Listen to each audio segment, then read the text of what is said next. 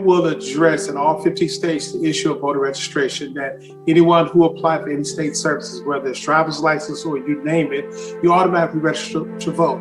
Voter registration within itself is vote suppression. It would allow for up to 15 days of early voting.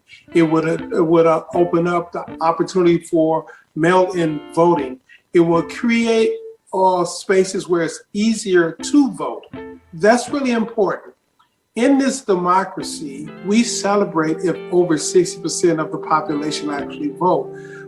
However, in other countries, Australia, 96% of the population vote. Canada, just to the north of us, 92% of the population votes.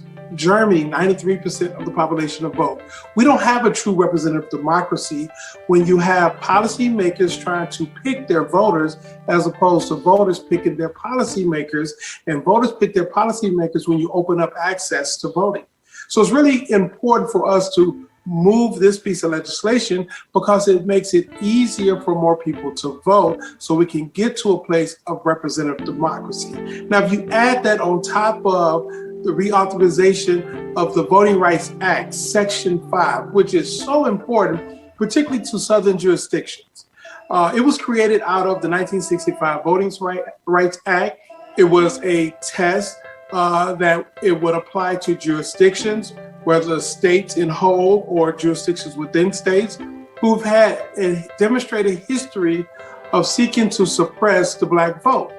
And when the court struck it down, it opened the door to states like Georgia or South Carolina or Alabama to go backwards in access to voting in terms of the voting laws.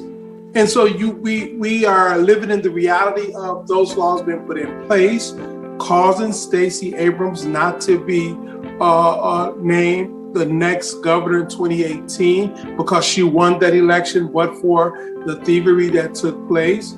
It created a different dynamic in a state like South Carolina, where had some of the restrictive measures not put in place, it would have created a more competitive environment for someone like a Jamie Harrison, or in a state like Alabama, and when the countless local elections that were either too close to call or went in the wrong direction because it didn't truly reflect the will of all the voters, not just the ones who figured out how to navigate their ballot, but the ones who were denied access to the ballot. So when you look at HR1 and then you add in HR4, where you have a pre-clearance requirement, where the changes in election laws, policies, or practices would not be allowed unless there's a review and it's clear by the Justice Department to ensure those changes would not have a disparate impact on targeted communities.